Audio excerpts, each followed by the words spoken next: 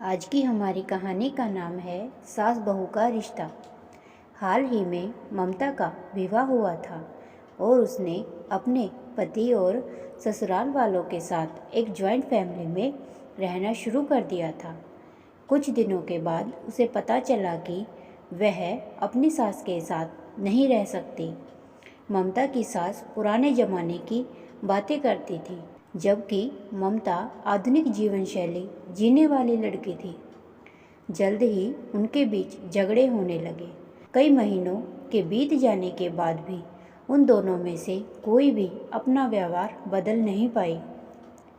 समय के साथ साथ ममता और ज़्यादा आक्रामक हो गई और उसे अपनी सास से नफरत होनी शुरू हो गई। वह सोचने लगी कि कैसे अपनी सास से छुटकारा पाया जाए। एक बार हमेशा की तरह जब उसने अपनी सास से झगड़ा किया और उसके पति ने अपनी माँ की साइड ली, तब ममता गुस्सा हो गई और अपने मायके चली गई। ममता के पिता एक केमिस्ट की शॉप पर काम करते थे। उसने अपने पिता को पूरी बात बताई। उसने अपने पिता से कहा कि उसे कुछ जहर दें ताकि वह अपनी सास के खाने में मिलाकर उससे छुटकारा पा सके, नहीं तो वह अपने पति के घर वापस नहीं जाएगी। ममता के पिता को यह सब जानकर काफ़ी दुख हुआ और उन्होंने अपनी बेटी से कहा, अगर तुम अपनी सास को जहर देती हो तो तुम और मैं दोनों जेल जाएंगे। ऐसा करना ठीक नहीं है। लेकिन ममता सुनने और समझने की हालत में नहीं थी, तो उसके पिता ने कहा, ठीक है, जैसा तुम चाहती हो वैसा ही होगा, लेकिन मैं तुम्हें जेल में नहीं देखना चाहता।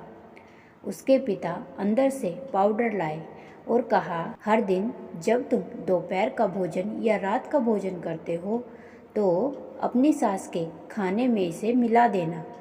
इससे धीरे धीरे कुछ महीनों में वो मर जाएगी और लोग सोचेंगे कि वह प्राकृतिक रूप से मरी है। उन्होंने यह भी कहा कि किसी को भी तुम पर शक नहीं होना चाहिए, इसीलिए आज से तुम अपनी सास के साथ बिल्कुल नहीं लड़ोगी, बल्कि तुम उनकी देखभाल करोगी। भले ही वो कुछ भी कहें, तुम गुस्से से बात नहीं करोगी और हमेशा शांत रहोगी। ममता सहमत हो गई और अपने ससुराल वापस आ गई और अपने पिता की सलाह के अनुसार उसने अपनी सास के खाने में पाउडर मिक्स करना शुरू कर दिया और बड़े ही प्यार के साथ बात करना शुरू कर दिया। समय बीतने के साथ साथ ममता की सास का नेचर भी बदलना शुरू हो गया। अब ममता अपनी सास की बहुत देखभाल करने लगी थी, इसीलिए उसकी सास भी उसके प्रति विनम्र होने लगी और प्यार से बात करने लगी। 5 महीने बीत गए और ममता खाने में पाउडर मिक्स कर रही थी, लेकिन अब घर का वातावरण बदल गया। कोई झगड़े नहीं थे, दोनों एक दूसरे की तारीफ करते। अब ऐसा लगता था जैसे दोनों का रिश्ता माँ और बेटी का रिश्ता हो।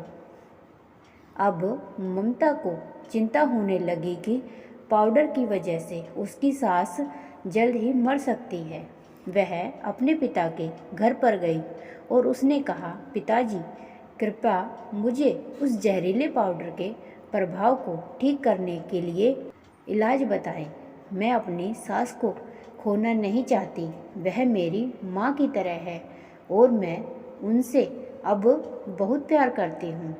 उसके पिता मुस्कुराए और कहा, कौन सा जहर? मैंने तुम्हें बस एक स्वीटनर दिया था। ममता हैरान थी और उसने अपने पिता से पूछा कि उन्होंने ऐसा क्यों किया। पिता ने कहा, बेटा, अगर तुम किसी दूसरे इंसान से प्यार चाहते हो तो तुम्हें भी उसे प्यार देना होगा।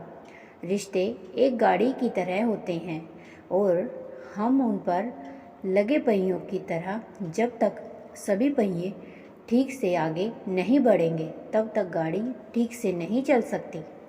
इसी बात का एहसास दिलाने के लिए मैंने ऐसा किया और तुम्हें अपनी सास के प्रति नरम रहने को कहा। तुम्हारी अच्छाई देखकर उन्होंने भी अपने आप को बदला और तुम्हें समझना शुरू किया। तुम दोनों ने एक दूसरे के लिए अपने आप को बदला। यही कारण है कि तुम अपनी सास के लिए आज मेरे पास भागते हुए आई हो। हर इंसान अपनी परिस्थिति का शिकार होता है। यह अक्सर कई मतभेदों को जन्म दे सकता है। इसीलिए हमें एक दूसरे को समझने की कोशिश करनी चाहिए और एक दूसरे के साथ स्वस्थ संबंध बनाने के लिए थोड़ा अपने आप को भी बदलना चाहिए। और जब इस तरह के मतभेद रिश्तों के बीच उठते हैं तो उनके परिजनों का कर्तव्य है कि वे उन्हें शांत रखें और सही रास्ते की ओर मार्गदर्शन करें, जैसे ममता के पिता ने किया। और उन्होंने अपनी बेटी का घर अपनी समझदारी के कारण बर्बाद होने से बचा लिया। आपको कहानी अच्छी लगे तो वीडियो को लाइक करें, शेयर करें और चैनल को सब्सक्राइब करें।